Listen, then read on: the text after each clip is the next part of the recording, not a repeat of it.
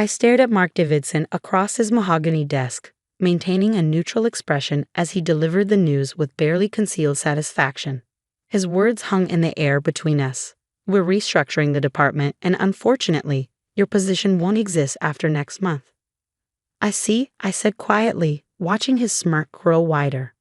But before you go, he continued, leaning back in his leather chair, you'll need to train your replacement. Jennifer starts tomorrow. I expect you to show her everything about running our marketing division. Our marketing division. The irony of his words almost made me laugh. If only he knew.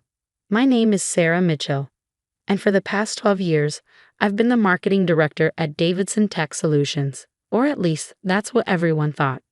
The truth was far more interesting.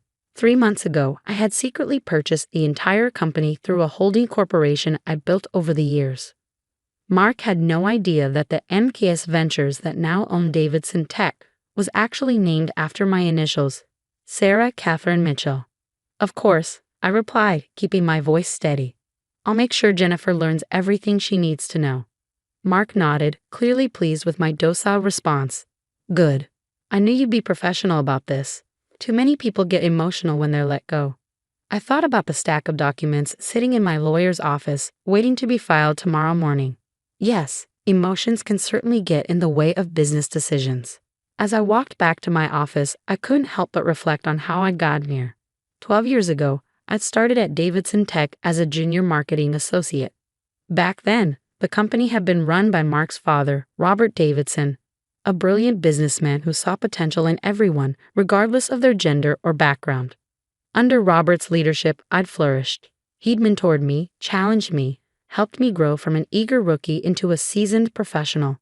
When he promoted me to marketing director 7 years ago, he told me something I'd never forget. Sarah, success isn't just about making money. It's about building something that matters. But 3 years ago, Robert had passed away suddenly, leaving the company to his son. Mark had immediately started dismantling everything his father had built. The inclusive culture, the emphasis on innovation, the focus on employee growth.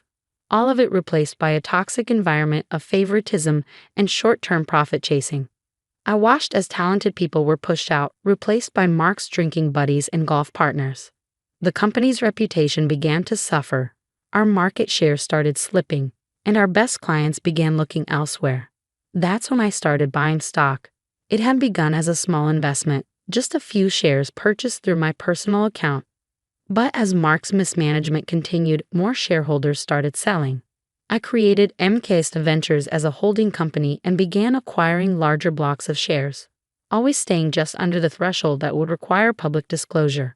3 months ago, when one of the major institutional investors decided to sell their entire stake, I saw my opportunity. Through a complex series of transactions orchestrated by my lawyer, James Chen, MKS Ventures acquired controlling interest in Davidson Tech Solutions. He still doesn't suspect anything. Maya, my best friend and the company's head of HR, asked later that afternoon. She was one of only 3 people who knew the truth about MKS Ventures. I shook my head, organizing files on my desk. Not a clue. He's too busy congratulating himself on hiring Jennifer away from our biggest competitor. Maya snorted. You mean the competitor that's been losing market share for the past 2 years? The one that's about to be investigated for financial irregularities? The very same. I smiled, thinking about the stack of research I had on both Jennifer and her former employer. Mark thinks he's making a power move. He has no idea what's actually happening. When are you going to tell him? Tomorrow morning. James is filing the paperwork first thing, and then we're calling an emergency board meeting. I paused, looking at the photo on my desk. Me and Robert Davidson at the company's 10th anniversary celebration. It's time to put things right. Maya nodded, understanding in her eyes. Robert would be proud of you, you know. You're not just saving his company, you're making it better. I felt tears prick at my eyes but blinked them away. There would be time for emotions later. Right now, I had work to do. The next morning, I arrived early. Jennifer was already waiting in the lobby, dressed in an expensive suit that screamed corporate climber. Her resume had looked impressive at first glance, but I knew better. I'd done my homework. Jennifer, I greeted her warmly. Welcome to Davidson Tech. I'll be showing you the ropes over the next few weeks. She barely concealed her condescension as she looked me up and down. That's very kind of you. Mark has told me all about the changes he's planning to implement. I bet he has, I thought, leading her to my office. Well, why don't we start with our current marketing strategy? I'm sure you'll find it enlightening. For the next 2 hours, I walked Jennifer through our campaigns, our client relationships, and our future plans. She interrupted frequently, making suggestions that showed she had no real understanding of our industry or our market position. These retention strategies seem very old-fashioned, she said, gesturing dismissively at a presentation I created. In my experience, aggressive acquisition is much more effective than maintaining existing relationships. I made a note on my pad. Her attitude was confirming everything my research had suggested about her previous employer's troubles. At 10 a.m., my phone buzzed. A text from James. Papers filed. Board members notified. Meeting set for 11. Jennifer, I said, standing up, I'm afraid we'll have to cut this morning's training short. There's an emergency board meeting I need to attend. She looked surprised. Board meeting. But Mark didn't mention. No, I smiled. I don't suppose he did. I left her to my office and made my way to the conference room. Mark was already there, face red with anger as he talked on his phone. What do you mean, emergency board meeting?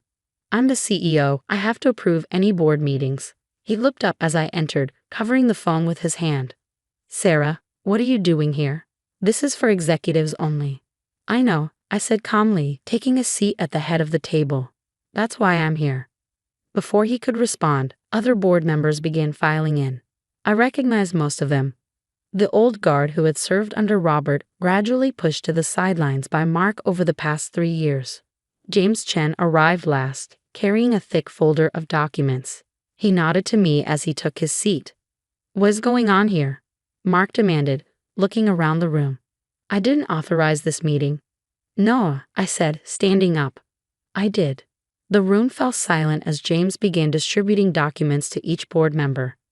3 months ago, I continued, my voice steady, MKS Ventures acquired controlling interest in Davidson Tech Solutions. As of this morning, that acquisition is complete and fully documented with the SEC. Mark's face went from red to white. MKS Ventures. But that's my company, I finished for him. Named after my initials, Sarah Catherine Mitchell. The board members were reading through the documents now, murmurs of surprise and understanding filling the room. This is impossible, Mark sputtered. You're just a marketing director. You can't afford to buy a company this size. I thought about the years of careful investment, the long nights spent studying financial reports, the strategic planning that had led to this moment. Actually, Mark, I can. And I did. I opened my own copy of the documents. Now shall we discuss the future of Davidson Tech Solutions? The look on his face was everything I'd imagined it would be, a mix of shock, rage, and dawning comprehension. But this wasn't about revenge. This was about something much more important. I pulled out Robert Davidson's old photo from my folder and placed it on the table. Your father built this company on principles of innovation, integrity, and respect for every employee. It's time to return to those values. Mark stood up abruptly, his chair scraping against the floor. This is ridiculous. I'll have my lawyers look into this immediately. There's no way this takeover is legal. James Chen cleared his throat. I assure you, Mr. Davidson, everything is perfectly legal. I've personally overseen every transaction. Would you like to see the documentation of how Ms. Mitchell acquired the shares? I watched as James methodically laid out the paper trail, every stock purchase, every filing, every legal document that proved MKS Ventures' legitimate acquisition of Davidson Tech Solutions. As you can see, James continued, his voice professionally neutral, Ms. Mitchell now owns 51% of the company's shares. The board has been called today to vote on new leadership. Mark's face contorted with rage. You sneaky little. I'd choose your next words very carefully. I interrupted, my voice cool. The board is watching. And they were. Every member sat alert, documents in hand, watching the drama unfold. Many of them had worked with Robert, had seen the company's decline under Mark's leadership. Members of the board, I said, standing to address them directly, for the past 3 years, we've watched this company lose market share, valuable employees, and most importantly, its identity. The culture of innovation and integrity that Robert Davidson built has been systematically dismantled. I began distributing another set of documents, charts showing the company's declining performance under Mark's leadership. Our profit margins have dropped 40% in 3 years. We've lost 12 major clients. Employee turnover is at an all-time high. But more than that, we've lost our way. The board members nodded, examining the numbers. They'd seen the decline firsthand, even if they'd been powerless to stop it. This isn't just about numbers, I continued. It's about who we are as a company. Robert Davidson built this company to be more than just another tech firm. He wanted to create something that mattered. Oh, spare us the sentimental garbage, Mark spat. Business is about profit, not your precious feelings about my father. A board member, Janet Chen, no relation to James, spoke up. Actually, Mark, business is about sustainable growth and strong leadership. Something we haven't seen much of lately. Others began nodding in agreement. The tide was turning. I moved to vote on new leadership, Janet said firmly. I second the motion, another board member added. Mark looked around wildly, realizing he was losing control. You can't do this. I'm a Davidson. This is my company. No, I said quietly. It was your father's company, and he knew that leadership isn't inherited. It's earned. The vote was quick and decisive. Within 15 minutes, Mark Davidson was no longer CEO of Davidson Tech Solutions. Security was called to escort him from the building, his face purple with rage as he shouted threats about lawsuits and revenge. As the board filed out, Janet stayed behind. That couldn't have been easy, she said, squeezing my shoulder.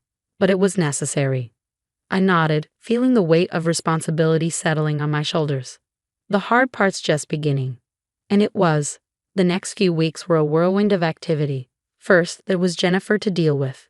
She'd been hired by Mark specifically to replace me, but her contract hadn't been finalized. After a brief conversation where I outlined my concerns about her previous employer's practices, she decided to pursue other opportunities. Then came the task of rebuilding. Maya and I worked late into the night, reviewing personnel files, identifying talented employees who'd been sidelined under Mark's leadership. Look at this, Maya said one evening, pulling up a file. Thomas Chen in engineering, he's been passed over for promotion 3 times, despite having multiple patents and excellent performance reviews. Let's set up a meeting, I replied. We need people like him in leadership positions. Slowly but surely, we began to reshape the company. I reinstated the mentorship program Robert had started. We revived the innovation lab that Mark had shut down. Most importantly, we started rebuilding the culture that had made Davidson Tech special. A month after the takeover, I sat in what had once been Mark's office, now significantly redecorated, reviewing our progress with Maya.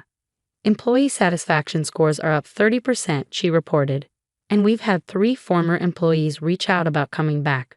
I smiled, thinking about the changes we'd made. The office felt different now, more energetic, more alive. People weren't afraid to share ideas or raise concerns. But not everything was smooth sailing. Mark, true to his word, had his lawyers examine every aspect of the takeover. They found nothing irregular, but the scrutiny was stressful. Then there were the industry rumors he tried to spread, suggesting the company was unstable under new leadership. We answered those rumors with results. Within 6 months, we'd not only stabilized our market position but begun to grow again. Innovation, once stifled, flourished. New products were developed, new clients signed. 1 year after the takeover, I stood in front of the entire company at our annual meeting. The auditorium was packed. We'd hired over 100 new employees in the past year. When Robert Davidson founded this company, he had a vision, not just of creating successful products, but of building something meaningful, a place where innovation and integrity went hand in hand. I paused, looking out at the sea of faces.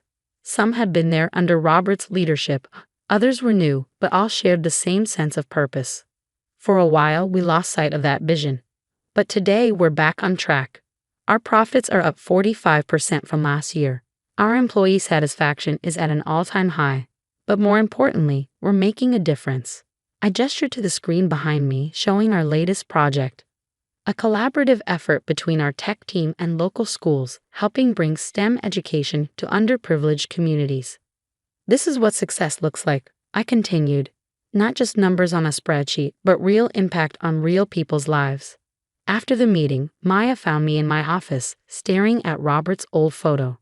"He would be proud, she said softly. I nodded, touching the frame gently. "I hope so. Sometimes I wonder if I did the right thing, taking over the way I did." "Sarah," Maya said firmly, "you didn't just take over. You saved this company. Look at what you've built." She was right. In the past year, we'd done more than just restore the company. We'd made it better. Our technology was more innovative, our culture stronger, our impact greater. The photo on my desk wasn't just of Robert anymore. Next to it sat a new one, taken at our last company picnic. Hundreds of smiling faces, all part of something bigger than themselves. That evening, as I prepared to leave the office, I received an unexpected email. It was from Robert's widow, Margaret. "Dear Sarah, I've been watching what you've done with the company this past year. Robert always said you were special, that you understood what Davidson Tech was really about. He was right. Thank you for keeping his dream alive and for making it even better. With gratitude, Margaret." Tears pricked at my eyes as I read her words.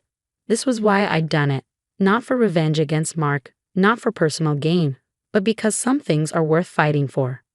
The next morning, I arrived early as usual. The office was quiet, but not for long. Soon it would be filled with energy, ideas, and possibility. As I walked to my office, I passed the wall where Robert's old motto hung. "Success isn't just about making money. It's about building something that matters." I smiled, thinking about how far we'd come. Mark had thought he was pushing me out, forcing me to train my replacement. Instead, he'd inspired me to become something more. Not just an employee, but a leader. Not just a marketer, but a visionary. Sometimes the best revenge isn't revenge at all. It's proving that you were right all along, that integrity, innovation, and respect aren't just nice words on a wall, but principles worth fighting for. As the office began to fill with employees, I heard the familiar buzz of creativity and collaboration. This was Robert Davidson's real legacy, not just a successful company, but a place where people could grow, innovate, and make a difference. And now it was my legacy too.